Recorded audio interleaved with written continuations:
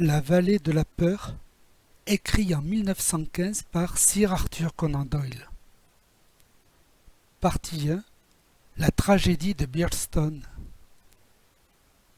Chapitre 1. L'avertissement. J'incline à penser, commençai-je. Et moi donc, coupa brutalement Sherlock Holmes. J'ai beau me compter parmi les mortels les plus indulgents de la terre, le sens ironique de cette interruption me fut désagréable. Réellement, Holmes, déclarai-je sévèrement, vous êtes parfois un peu agaçant. Il était bien trop absorbé par ses propres réflexions pour honorer mon reproche d'une réplique. Il n'avait pas touché à son petit déjeuner. Appuyé d'une main sur la table, il contemplait la feuille de papier qu'il venait de retirer de son enveloppe. Ensuite, il prit l'enveloppe, l'exposa à la lumière et se mit à en étudier très attentivement l'extérieur et la pâte. « C'est l'écriture de Porlock, dit-il songeur. Je suis à peu près sûr que c'est l'écriture de Porlock, bien que je ne l'ai pas vue plus de 2 fois.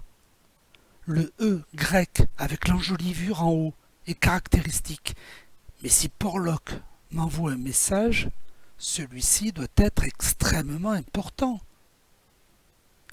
Ma contrariété céda devant la curiosité. « Qui est donc ce Porlock ?» lui demandai-je. « Porlock, Watson, est un pseudonyme, un simple symbole d'identification. Derrière ce nom de plume se dissimule un être fuyant et roublard. Dans une lettre précédente, il m'a carrément informé qu'il ne s'appelait pas Porlock et il m'a mis au défi de le démasquer. Porlock m'intéresse beaucoup. Non pour sa personnalité, mais pour le grand homme avec qui il se trouve en contact. Transposez, Watson. C'est le poisson pilote qui mène au requin, le chacal qui précède le lion. Un minus associé à un géant. Et ce géant, Watson, n'est pas seulement formidable, mais sinistre au plus haut point. Voilà pourquoi je m'occupe de lui. Watson, m'avez-vous entendu parler du professeur Moriarty, le célèbre criminel scientifique, qui est aussi connu des chevaliers d'industrie? Vous allez me faire rougir, Watson, murmura Holmes d'un ton désapprobateur. Oh là, j'allais simplement dire qu'il est inconnu du grand public. Touché, nettement touché, s'écria Holmes. Vous développez en ce moment une certaine veine d'humeur finaude, Watson, contre laquelle il faut que j'apprenne à me garder. Mais en traitant Moriarty de criminel, vous le diffamez aux yeux de la loi. Et voilà le miraculeux, le plus grand intrigant de tous les temps, l'organisateur de tout le mal qui se trame et s'accomplit, l'esprit qui contrôle les bas-fonds de la société. Tel est l'homme. C'est un esprit qui aurait même pu façonner, à son gré, la destinée des nations. Mais il plane si haut, au-dessus des soupçons, à voir de la critique. Il déploie tant de talent dans ses manigances et il sait si bien s'effacer que, pour les mots que vous avez dits, il pourrait vous traîner devant le tribunal et en sortir avec votre pension en guise de dommages et intérêts. N'est-il pas l'auteur renommé de La dynamique d'un astéroïde, livre qui atteint aux cimes de la pure mathématique et dont on assure qu'il échappe à toute réfutation? Un médecin mal embouché et un professeur calomnié. Voilà comment la justice vous départagerait. C'est un génie, Watson. Mais si des malfaiteurs moins importants m'en laissent le temps, notre heure sonnera bientôt. Puissais-je être là? M'exclamai-je avec ferveur. Mais vous me parliez de ce Porlock. Ah oui, ce soi-disant Porlock est un maillon dans la chaîne, non loin de la tâche centrale. Maillon qui, entre nous, n'est pas très solide. Jusqu'à présent, Porlock me paraît être la seule défectuosité de la chaîne. Mais la résistance de la chaîne est fonction de son maillon le plus faible. Exactement, mon cher Watson, d'où l'importance considérable que j'attache à Porlock.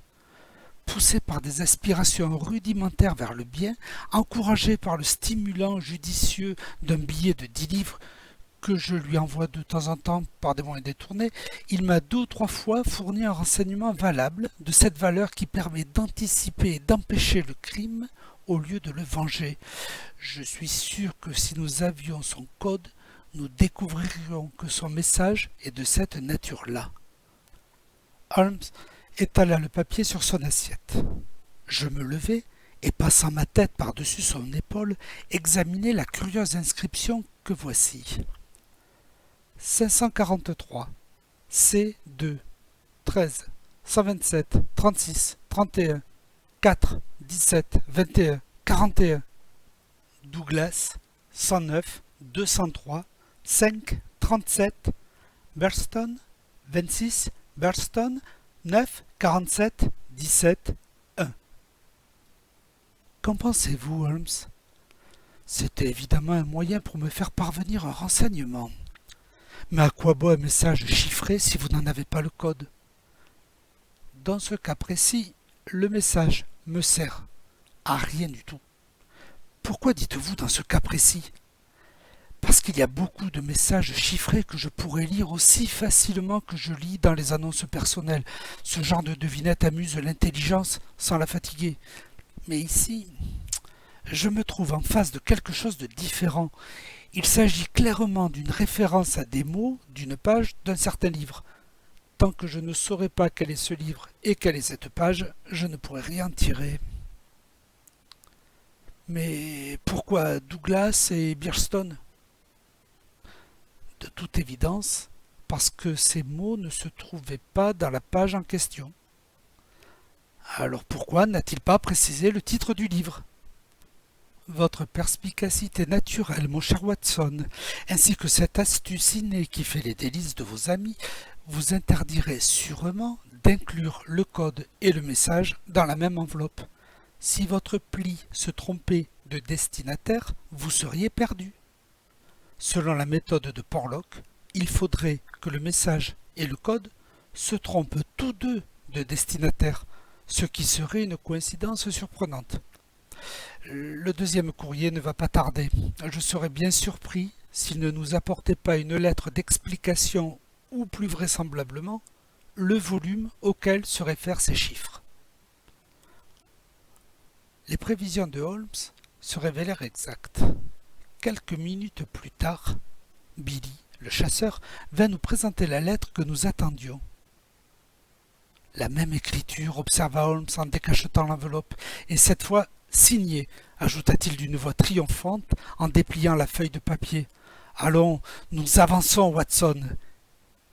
Mais quand il eut les lignes qu'elle contenait, son front se plissa.